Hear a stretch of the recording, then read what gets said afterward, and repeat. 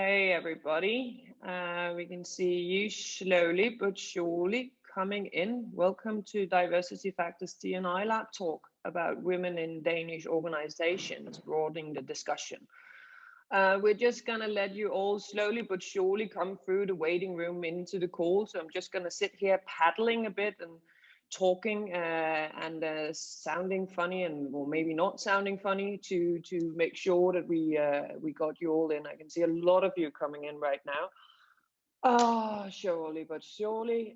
We have a lot of people still waiting in the waiting room, so I'm still paddling, but we've been very much looking forward to this conversation about broadening the discussion about gender diversity in the Danish workplace. And we're so lucky that we're joined by Divya and Caroline. Oh, I can't say your last name. I'm so sorry, Onyango. Caroline. It's Onyango. okay. It's Thank okay. You. Thank you. From ProWoc, Professional Women of Color Network here in Denmark. But I'm still paddling a bit for the next minute or so to have everybody come in, and then we will surely but steadily pick up. For those of you who haven't participated in the D&I Lab Talk before, hosted by Diversity Factor, it is basically these online 1 hour Zoom meetings that we host approximately every month, where we go through a specific topic that is connected to the work with diversity and inclusion. And for this talk here in March, we thought it could be nice to connect to the International Women's Day, which is also why we wanted to talk about gender diversity. But what we didn't want to do is to talk about gender diversity in what can you say, a more narrow perspective, but we want to broaden the discussion into an intersectional perspective, which is why we're doing today. But I can see many still coming on, so I'm gonna paddle a bit more, and then we're slowly but surely kicking off in about a minute or so. For those of you who can't see Konstantin, we can't see him either, but actually it's not only three ladies running this show today. There is a man in the background producing this entire setup. His name is Konstantin Kugus. He's a DEI and change consultant here in Diversity Factor, and he will be running the slides, and he will also be monitoring the chat. So if you have any questions going forward, Konstantin is watching the chat. That also means that when we go through the presentation, Caroline or myself will say, Konstantin, next slide, please. So it's not that we're sitting here making jokes about a guy who you can't see. It's just that Konstantin is producing this. But I think we should slowly but surely kick off. So formally, officially, welcome to Diversity Factors D&I Lab Talk about women in Danish organizations, broadening the discussion. And Konstantin, let's just kick it off and go to the next slide. Because as you know, hopefully some of you know, Diversity Factor is this management consultant agency who has a strong focus on only doing work where we create inclusive environments where diversity thrives. And I'm not going to spend a lot of time talking about this because it's not really the point of today, but it is also a way to brand ourselves. But this is the team who's working with tirelessly every day on trying to create a more inclusive workplace in Danish society, especially, and in Danish businesses. But we go to the next slide, you can just see briefly how it is that we do this. We do it through workshops, we do it through consultations, we do it through online learning. But one of the things that we also do is we host this D&I Lab community, which the D&I Lab Talks are a part of. And the D&I Lab community is, as in any lab, a place for learning. It's a place for making mistakes, but it's also a place for broadening the discussion and trying new things out. And that is what we want to do with these talks that we are hosting today. But if we go to the next slide, and then I think it's almost up for me for not talking for a bit now, which is nice because I can go on forever about this. But a couple of weeks ago, for the first time ever, I think actually, 4 women of color were on the front page of Danish business newspaper Børsen. And the ladies I have with me here today, Divya and Caroline from ProWoc, were two of those ladies. And it was mind-blowing to finally see a newspaper front page from a Danish business newspaper that had 4 women of color. And it kind of pushed the conversation about diversity and inclusion to a much wider space. And in connection with International Women's Day on Monday, we wanted to take that discussion into a new sphere. And that's why we invited the ladies from ProWoc to join us here today to talk about what ProWoc is all about, first and foremost, but also what are some of the pockets of success, but also the barriers for women of color in a Danish workplace, and how can we move the needle forward. So we got a lot of you on a call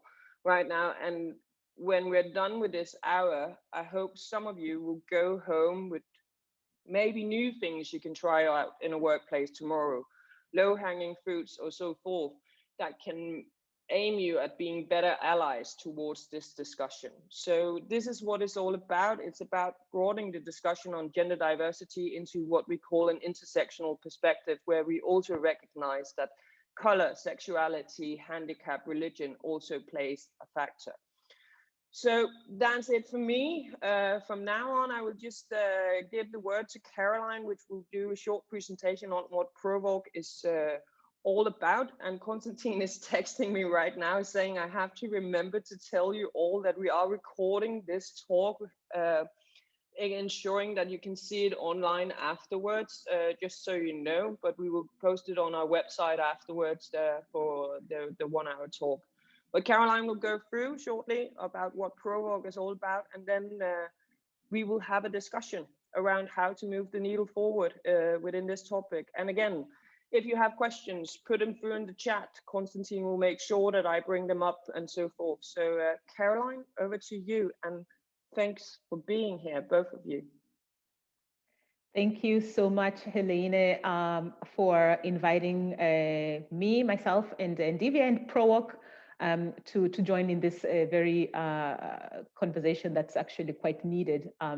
Thank you for having us. So what is ProWoc? ProWoc is a women in Danish organization that we are broadening the discussion on diversity in the Danish workplace. We are called Professional Women of Color. And this organization actually started 2 years ago. It was founded on March 9th, 2019. So in fact, we are going to celebrate our 2-year anniversary, 2-year birthday. So we have events that are coming up. So you get everybody can follow us on our LinkedIn pages, on our social media pages to kind of see what we have in line. But as you can see, Konstantin, can you go to the next slide? This is what is so great about just saying Konstantin. Can you go to the next slide? I love it. So as you can see, yeah, we got inaugurated on 9th of March 2019, and then some of our big achievements in last year for the International Women's Day, we got a feature in the local Danish newspaper, the local DK. And of course, as Helene mentioned, our sort of like really big breakthrough into the Danish business world came when we got featured in Womxn. We actually also got featured in Jeff magazine because I am a lawyer, and Selim, who's the founder, one of the founders of ProWoc, is a lawyer as well. So we were featured in Jeff magazine as well. So that has really given us a lot of exposure in the Danish business world. If we go to the next slide.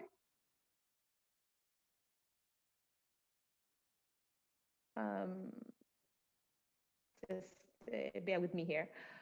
So as you can see, in ProWoc, we have a very diverse and inclusive membership. We are at 200 members right now. We are a mix of corporate types, entrepreneurs. We work in NGOs. We are leaders, specialists. We are students.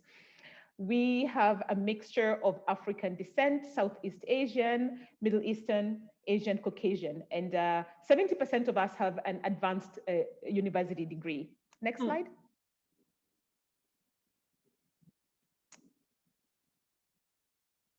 As you can see, we are providing a platform for our members to connect, to grow, to evolve, right? And to change the world around them or us here in Denmark.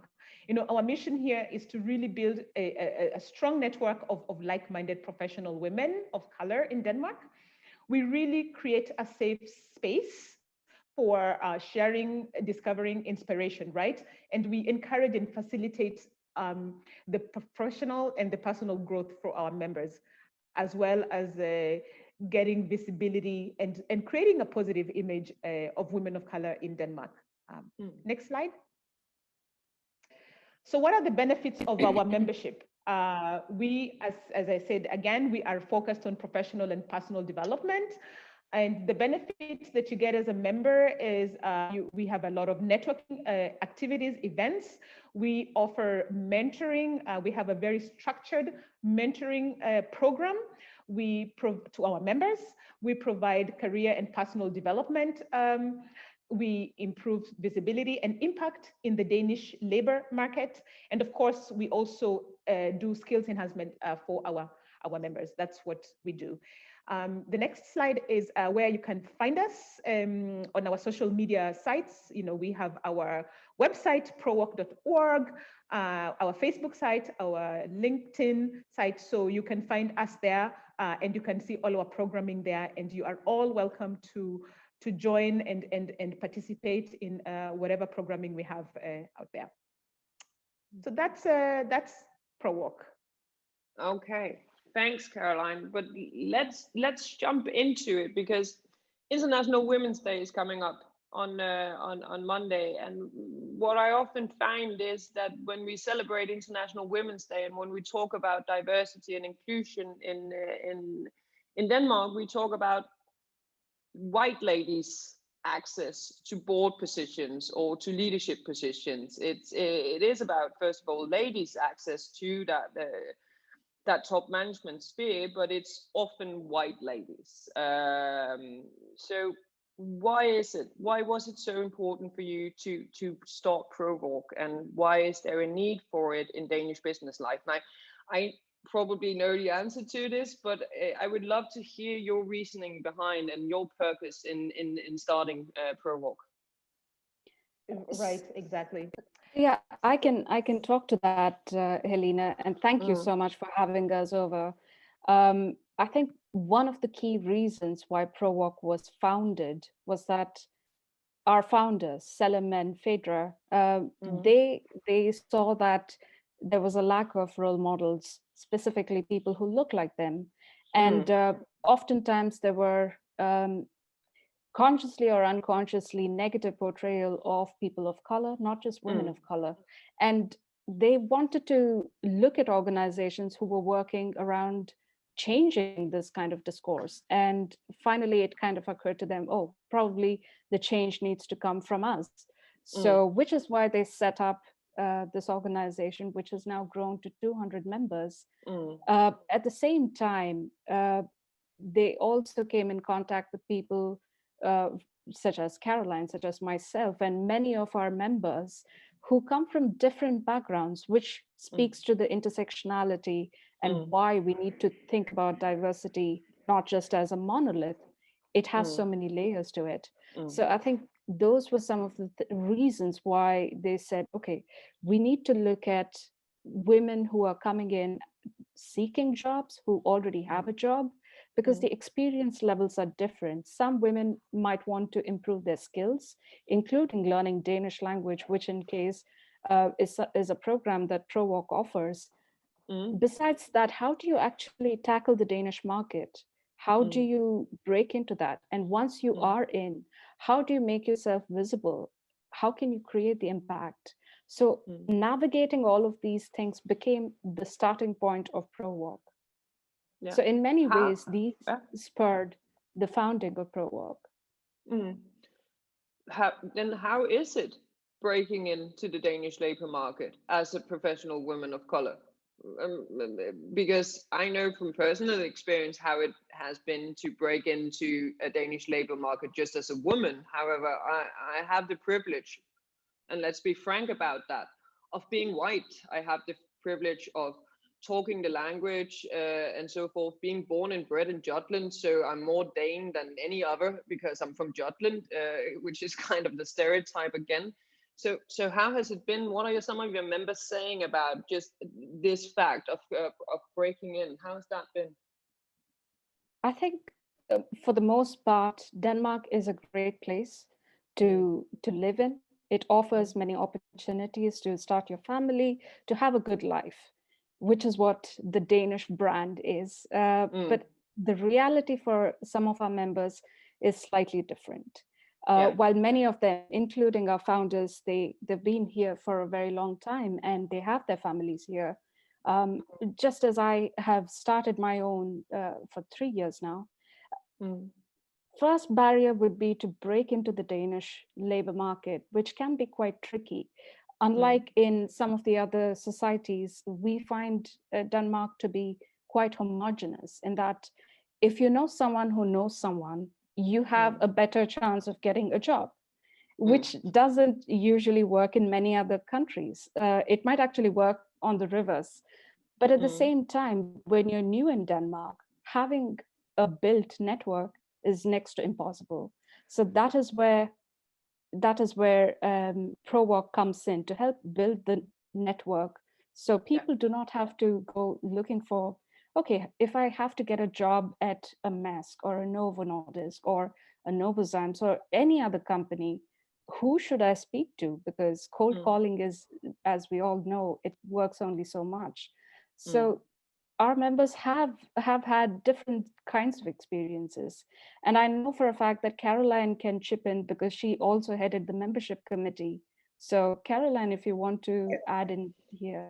Caroline has some connection issues, so just so you know, so this is why her video camera may be off and on sometimes, just so you know. It's not that she's trying to be rude or anything. I'm sorry, I'm having some. But Caroline, you and I have what can you say, a common passion. We both, I used to work in Maersk, you work in Maersk now, so we both bleed blue in some kind of way. And Maersk is a very international company also, with a lot of different cultural backgrounds and ethnicities employed and so forth.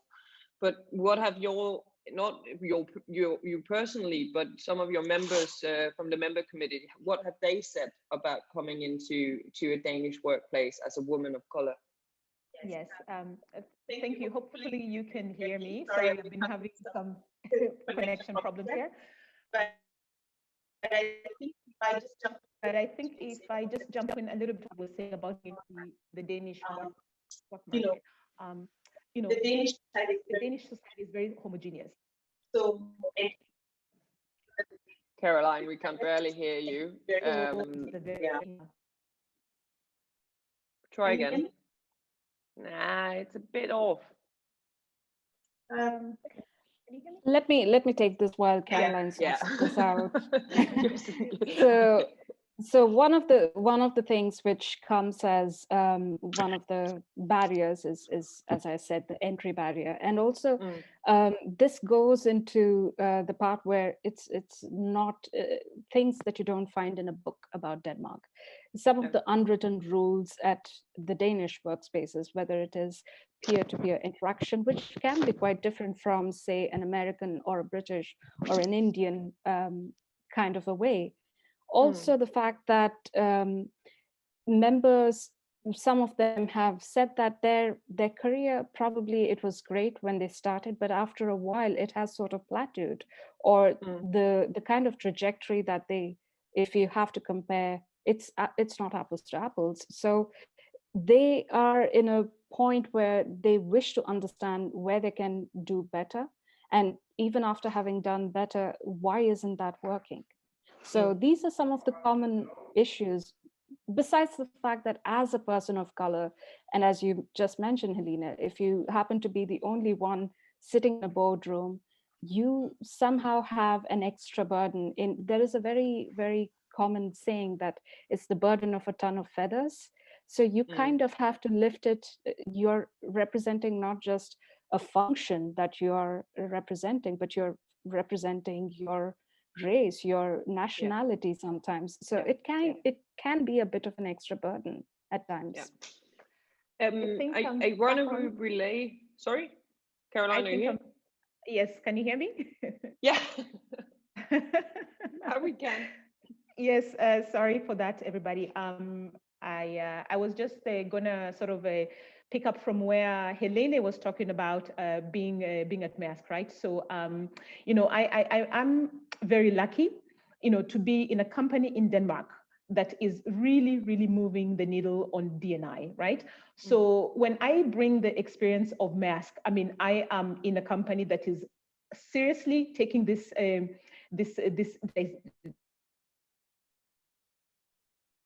Caroline, we lost you again.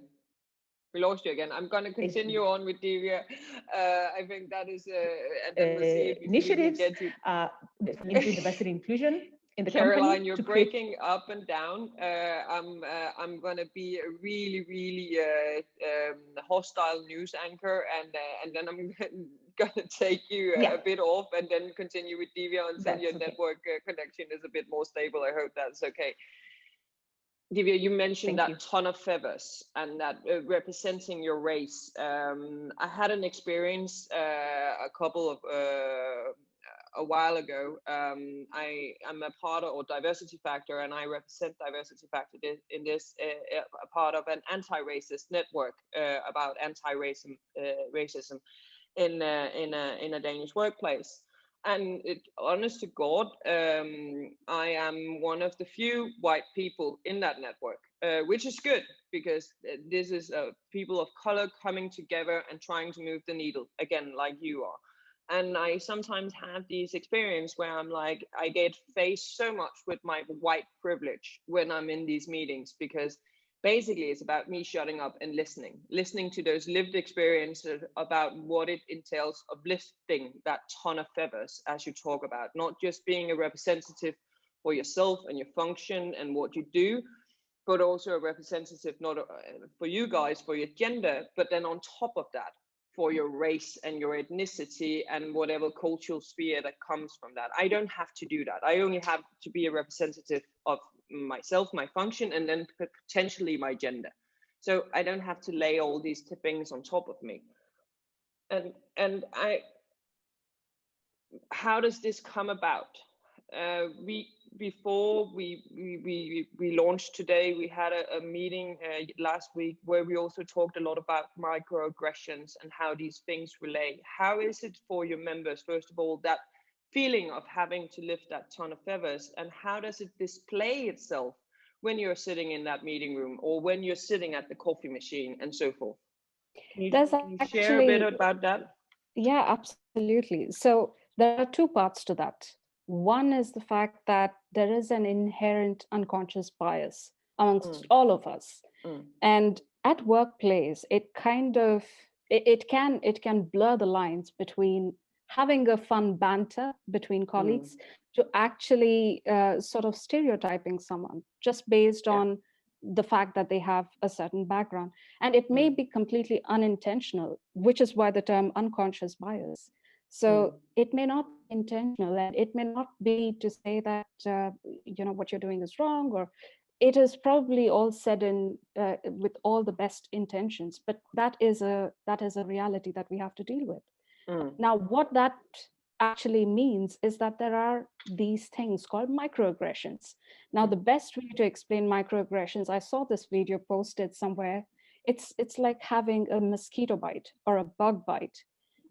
In a group of 100 people, if only 10 people are getting bitten, it's once in a while, it's an annoyance, you kind of let it pass. But after a certain point of time, these 10% of the people, they're going to break. And the 90% has absolutely no idea that these mosquito bites even existed. So at that time, there is this huge chasm of ignorance because the 10% has been affected while the 90% is not aware of it. So these are what microaggressions are. In real life, at workplace, there have been cases where people have said, oh, you don't even look Indian, which is meant as a compliment. you know, or your English is so good, I did not even realize that you grew up in Africa. So these are meant to be compliments, and they come from probably a good place. But the way it translates is that, how many Indians do you know? Because we are many, and Africa is a continent. So there are so many stigmas and stereotypes which exist in all human beings. But then when it comes to workplace biases, I think we have to do this on a constant and regular basis.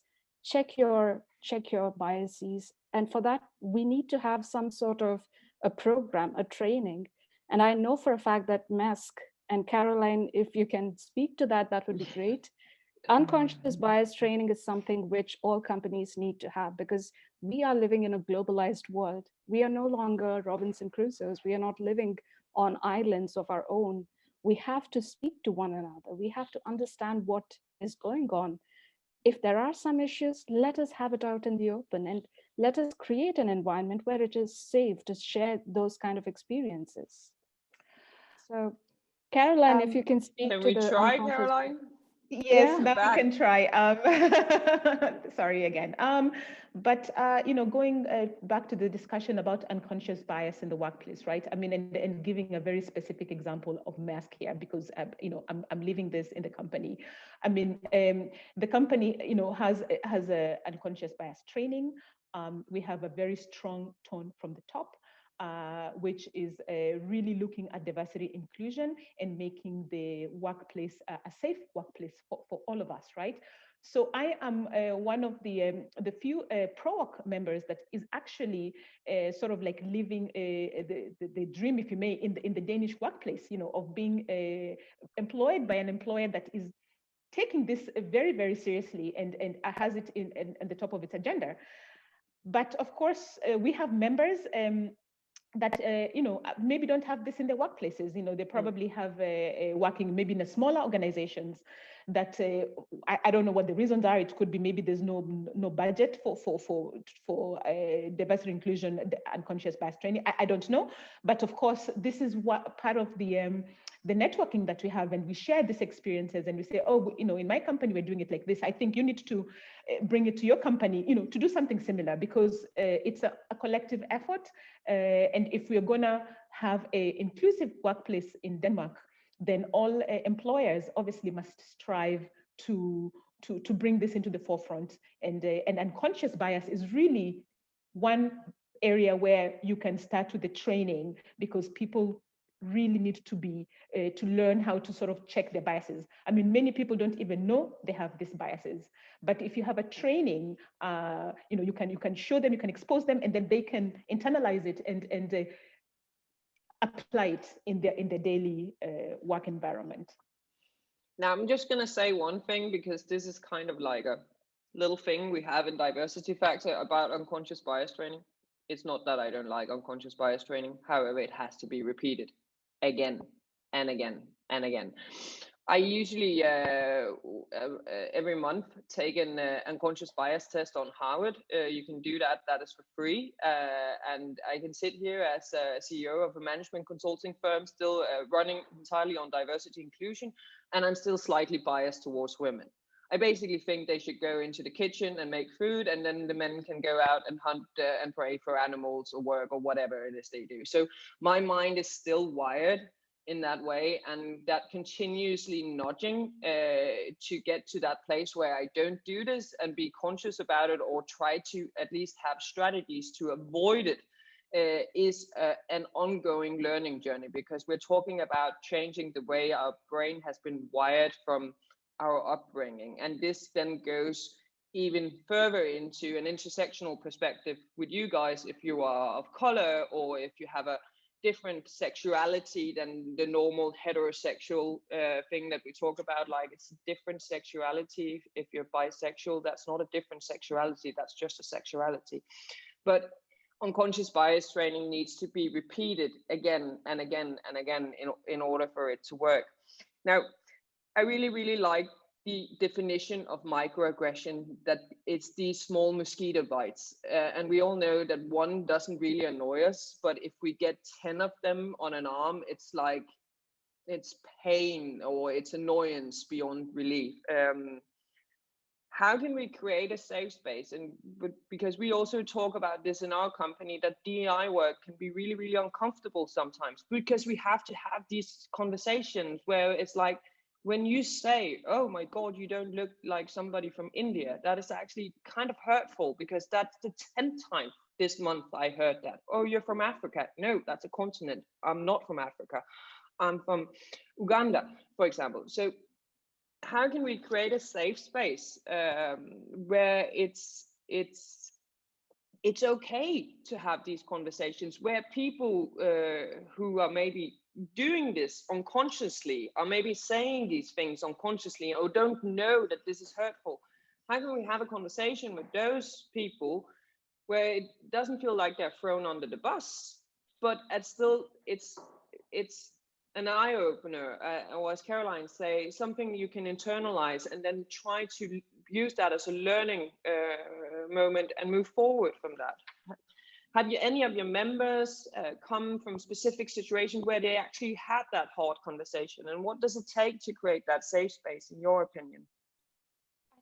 I think this is a very important conversation that all leadership teams in every company, not just in Denmark, but the world over, should have, because, as I said, we are no longer in islands. We live in a multicultural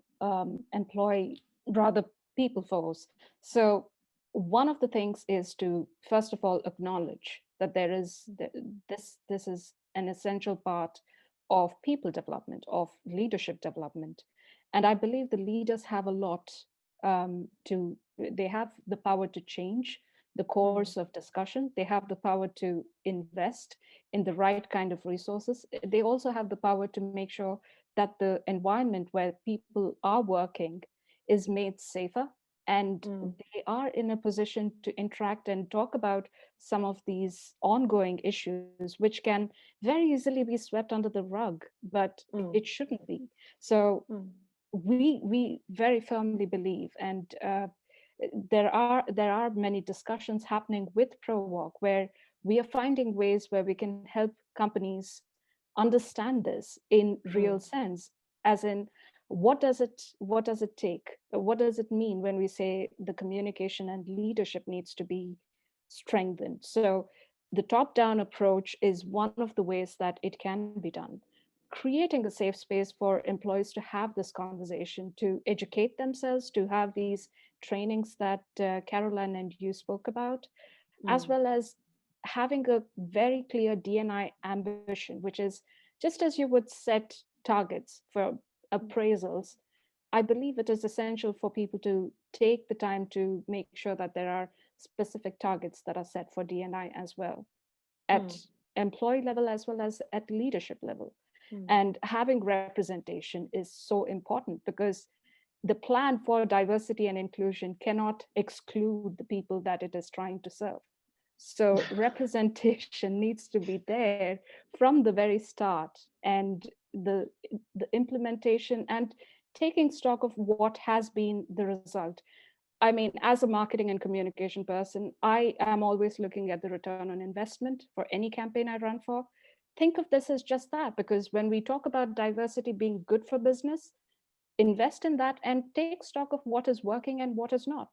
So it's just as simple as that. And yeah, participatory leadership is extremely important. And that is where you can make all the difference.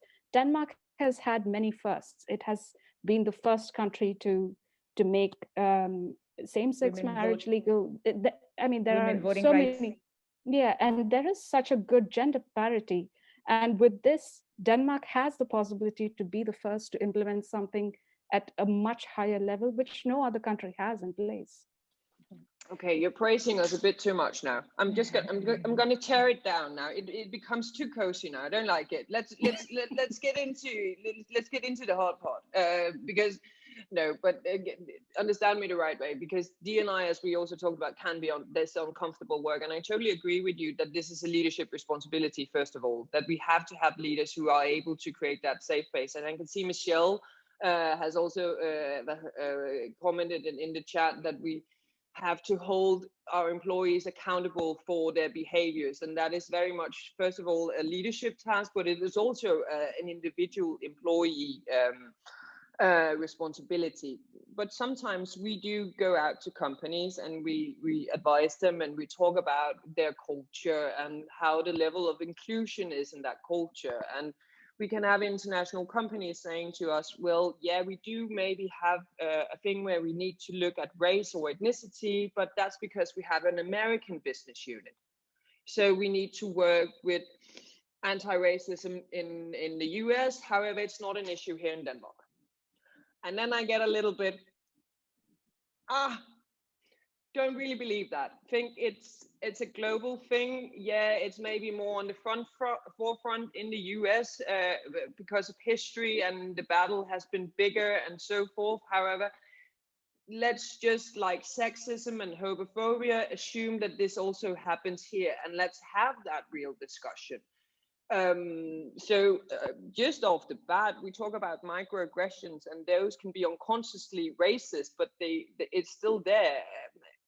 What has the level of racism from your members? Are there any lived experiences from your members that people need to hear? Because often I also find that when we hear these lived experiences, when we hear other people's story, we kind of get it. This is where we kind of get into that sphere and are like, okay, I don't want to hurt another person. I don't want to hurt another human being just because they have a different color. So what are some of the lived experiences that your members share, for example, in a totally anonymous kind of way? If you can share anything about that. Yeah, absolutely. Luckily for myself, I have not had any negative experience, but again, thanks to interacting with members of ProWoc, I have become more, I have been able to understand that that is probably not the situation for everyone. So a few of our members did talk about the fact that because of the way they look or the way they dress, when they come into a conference room, even if they are the lead in the meeting, people just presume that they are the support staff. So they are like, could you get me a coffee? Which is not a bad thing. Again, it talks to the microaggression parts of it in workplace. Of course, on the other side of the spectrum, it is the whole completely being overlooked because it's probably not going to be that comfortable because she doesn't speak Danish as well as we would have liked it. She's good on paper, but the team is Danish. So should we really be taking that inconvenience is what I would say, but it could be discomfort on different levels. There are those kinds of opportunities where people have lost out on a promotion, where people have been passed across, even at just at an application level. So I think one of the things that from ProWoc I would like to just request the leaders is when you come across an application with an unfamiliar or foreign sounding name, just don't give up on them because they might have something to offer. And this is where we go back to the reports by research companies, which shows that diversity actually helps you with your productivity at the end of the day. And all companies are about people, productivity, and the planet. So these are the three pillars. And we've been talking about this for many, many years. So when you talk about productivity, make sure that you consider this as an essential part of it. It's not just your sales team or your business development and your marketing teams that are working towards getting you the bottom lines. It could also be new ideas. It could be those ideas which are just hidden away in this application, which you just chose to dismiss based on the name. So these are some of the real life situations that people have come back and said that, oh, well, I had this trajectory planned out, but then I was passed over for a promotion at my workplace, or, I was just asked to, fetch water for the meeting, which I was leading. So these are real life experiences, which takes us aback, but then that's not where we want to stop, because yes, there are issues, but then we have to think about what are the actions. Okay, these are our complaints. But what do we do about these? How do we move forward from just being a list of complaints? What actions are essential? How do we engage in a dialogue? So we are working to help companies come together in their own diversity and inclusion spheres. So they get a first-hand understanding of the different touch points where at workplace these can be offset. So it is as you said, as Coretta Scott King said, just as freedom is not earned and achieved forever, I don't believe diversity and inclusion is the check mark that you're done for 1 year and that's it. It is a constant progress. It has to have its milestones and you have to reach them. And you can do that only by working, by collaborating, and by participation. I can see there's a lot of, also for everybody, there's a lot of interesting things going on in the chat. Also, I really recommend you also reading. There are some lived experiences actually in the chat right now, which I really, really appreciate from you guys writing it down and sharing it with everybody, because there is some learning in here. There is, for example, an example of someone being met by saying, "Hello, Africa," and then she replied back, "Well, hello, Europe," which is a pretty standard example of a microaggression that we may not find is something that can hurt another person. But he was pretty stunned by getting the "Hello, Europe" back, for example. But I also want to touch upon something, because we are in that phase where we kind of need, okay, let's move the needle forward, as you also say, Divya. Let's get proactive. There are things that doesn't work. How do we fix those? So how do we move forward? And as Mark also commented in the chat, one thing is that you're doing good, but you can always do better. And I think that is fair. And I think we often talk about these minor change resistors in the D&I journey, and Konstantin has a knack for sniffing them out. And every time he hears a client saying, "Yeah, but I think we're doing really good," Konstantin is like, "No, they're not ready," because you can always do better. So how do we do better? We're sitting here, we got a lot of people on this call. There's a lot of sharing going on in the chat. How can we move the needle forward? What are your 3 suggestions to what we go out and do tomorrow, or just after this call? How can we be a better ally towards not only women of color, but people of color? How can we be a better ally towards a discussion around diversity and inclusion that is not just about white ladies in boardrooms, but is broader in that sense? And how can we be a long-term better ally in our workplaces, especially for a white lady as myself? What do I do? How can I improve this conversation, for example, or the structures in a company? Over to you. Solve it, fix it. So I mean, how do we move this needle, right? I mean, it's gonna start with small steps, obviously, for each and every one of us. But of course, there's gonna be the top-down approach, right? The C-level executives sort of like, coming down with the top-down approach. Then it's gonna be the bottom-up, us in our everyday life as colleagues or of each other going to work every day. I mean, what can we do, right? I mean, I think tomorrow, I mean, the audience here today, what can you do tomorrow? I mean, I think you can just start by being aware of the ongoings and your surroundings. Just be aware, educate yourself. I mean, talk to someone, who can help you and your organization about bridging this gap of understanding sensitivity. I mean, of course, this is Denmark, but in the US, when the Black Lives Matter, erupted, I mean, a lot of information came out. I mean, there was a lot of books and articles that were compiled that were given to the other race, to just be an ally. You can just start by reading some of these things. This is just something that you can do yourself to sort of be aware, right? Just as an investment, you consider taking stock of the effectiveness. This is in a corporate setting now I'm talking about. Take the stock of the effectiveness of your D&I initiatives and through measuring the change, right? And as we talked about previously, make it an employee development process. It has to be embedded in the daily employee development process, as we discussed before.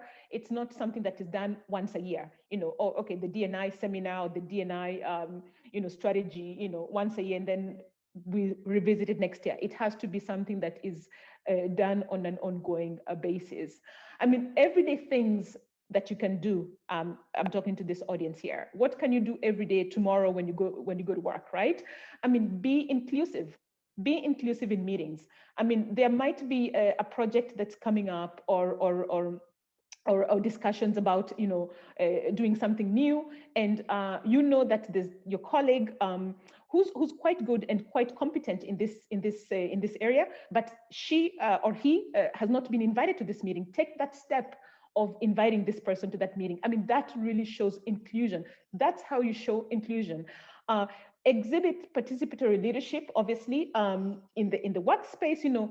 Invite the people that you usually don't hang around with in the office space, right? You're going to lunch at work. I mean, this was obviously before COVID. You're eating lunch with the same people, right? Try to get out of those boundaries. Try to invite the person in the department that you don't have lunch with. Those 30-minute lunch sessions, right? They can really open up your eyes and your mind to your colleague from India, from China, from Kenya, whatever, right?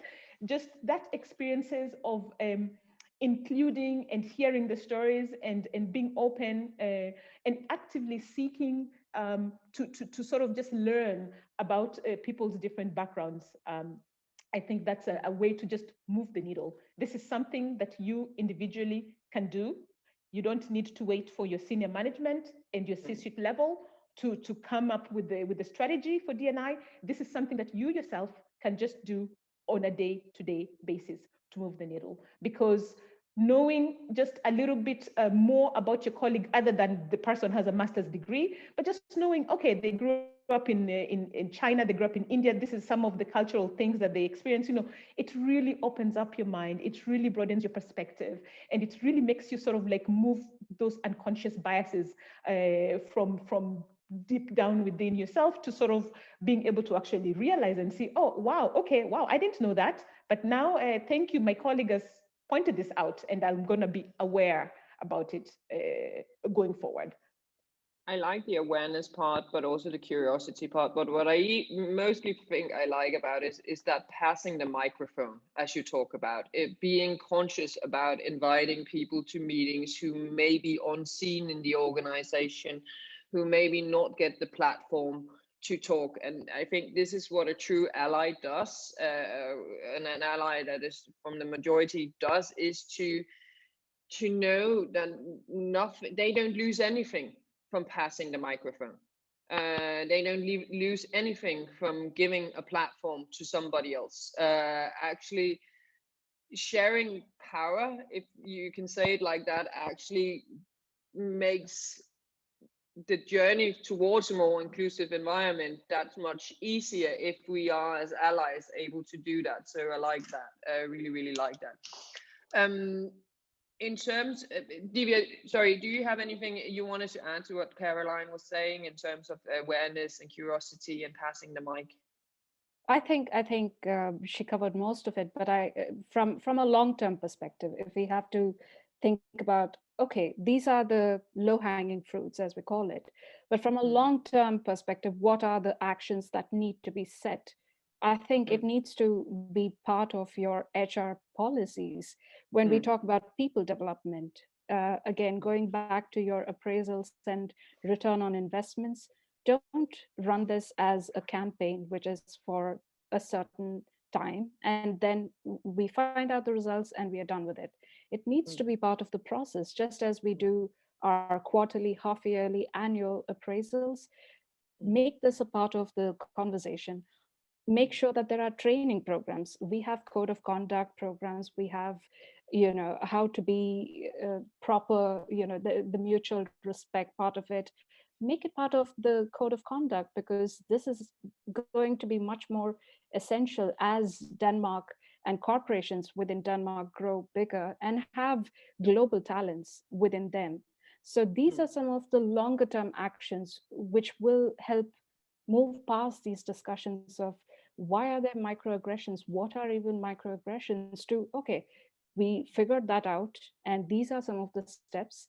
And yes, it will take time and it is going to be painful, it's not going to be easy, but make sure that you have your participatory leadership in place so you're able to have a more sustainable problem solving approach which can be developed and which evolves with time.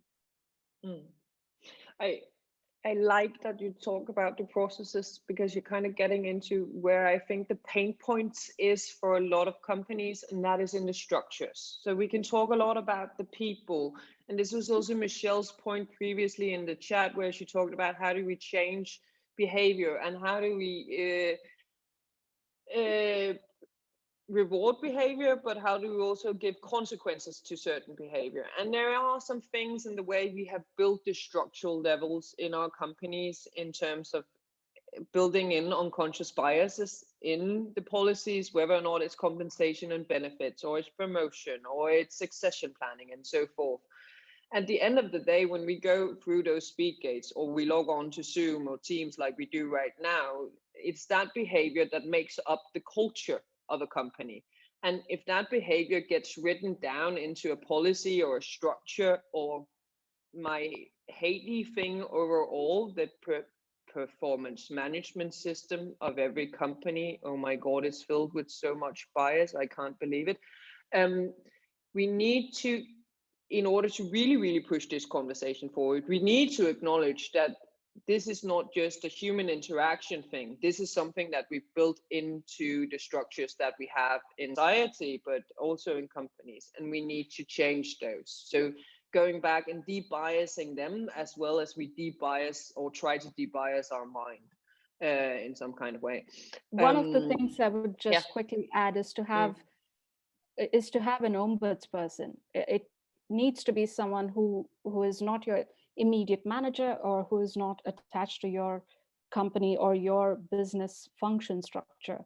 So that creates a much safer space for people to share their immediate issues if it is coming from within their immediate peers. So having that ombudsperson has been quite successful in some of the previous companies that I've worked for.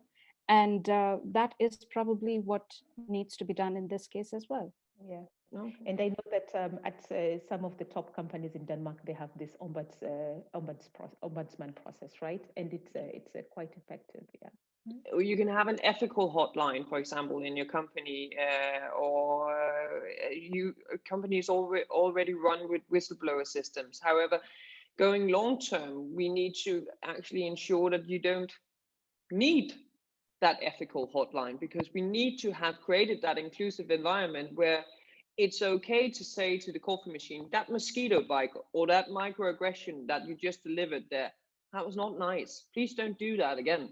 And to ensure that we have that safe space where people of underrepresented groups, minority groups, feel free to talk and feel free to express their views, their feelings, their opinions about a certain behavior in a company without the fear of losing out on the next promotion, or not being invited to that meeting where the big projects are being decided, and so forth. But in the journey towards that, I totally agree that having some kind of ethical ombudsman, whistleblower kind of arrangement makes sense for a company. We have 6 minutes left, so I just want to make sure, we can talk about this forever.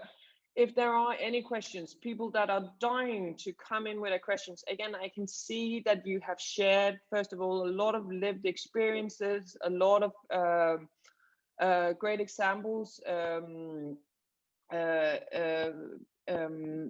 the chat, but I want to know, and I please, all of you, read through the chat, because there's a lot of great stuff in there.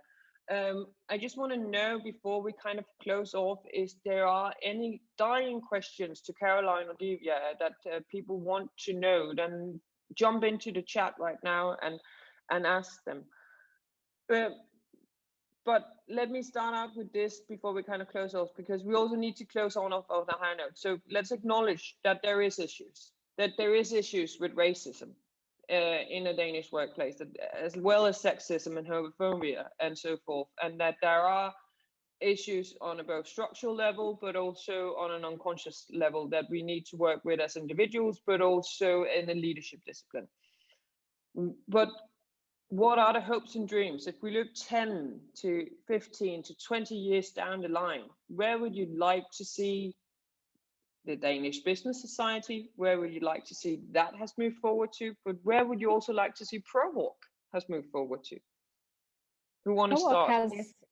Yeah, I can start, because we are working on our long-term plans to start with, based on some of the feedback that we've received from our own members. So we are going to be developing programming, which is going to be much more expansive. We have our sponsorship and liaison, which is working with companies. So where we help each other in understanding what diversity and inclusion at workplace actually looks like in practice, along with some of the areas where specific programming is being put to place, which have never been done before. And some of our tailor-made mentoring program, it's going to continue, because people need mentoring and specific kinds of mentors who we have been so grateful for all these years. Moving forward, I think ProWoc looks at itself as being the network where we are providers of information as well as a pool of talent. Any member from ProWoc, we have representatives from just about all over the world, and they are talented women. It just so happens that they are in need of some guidance. So yes, there is a question about, are there ProWoc activities in Jutland? Yeah. We do have we have an ambassadorship program which will very soon open up in Jutland, as well as we are thinking about having connections to the rest of Scandinavia as well as to Europe, because we see a lot of similar kind of patterns in our discussions. So that's where ProWoc would like to be. I love that. Enough with the pipeline issue. There is no pipeline issue. There are plenty of talents out there. Yeah. What about Danish Business Society? Where do you want to see that go? I would love to imagine. Yeah, sorry, go ahead. Yeah, go ahead. Go ahead, Caroline. Yeah, in the Danish Business Society, we want to be known as the organization where the Danish leaders can sort of tap into our network, into our knowledge, into that diverse space. We want to be known as the thought leaders, to be honest, in this diversity inclusion space. We want to be able to be reached upon by whatever discussion points are going on in Denmark. Whatever is going on in the news. We need to bring in this other opinion, a diverse opinion. So we want to be part of the conversations. In Denmark. So because we have the pool, we have the talent of such a diverse amount of women that can really be plugged into different conversation touch points in Denmark. So that's what we hope that ProWoc is going to be, that will be known to be that group that can provide this group of talented women. My dad once told me that just like the masses push for change can be revolutionary, so can the individual person's fight be revolutionary. And I hope that you will continue revolutionarying not only the front page of Børsen, which was revolutionary in itself, but also your members, but also the Danish Business Society. We have 1 minute left. I'm going to round off. I will please go to ProWoc's website if you want to know more about a membership. We will, of course, post the recording, and you will get the recording afterwards also on your email. But Divya and Caroline, thank you so much for joining us and giving your viewpoints on how it is to be a professional woman of color in Denmark. I really, really appreciate it. And then finally, to everybody on Monday, happy International Intersectional Women's Day to all of you. So have a great day forward. Bye, guys. Thank you. Thank you. Bye. Thanks for the Bye-bye. opportunity. Thank you. Bye. Thank you for the opportunity. Bye.